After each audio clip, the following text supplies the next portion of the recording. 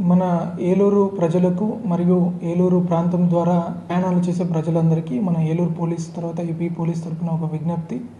ఈ వాగులు వంకలు ఈ వరదలు ప్రభావంతో వర్షాల ప్రభావంతో కొంచెం ఉధృతంగా ప్రవహిస్తున్నందున కొన్ని ఇంటర్నల్ రోడ్స్ మునిగి ఉంటాయి.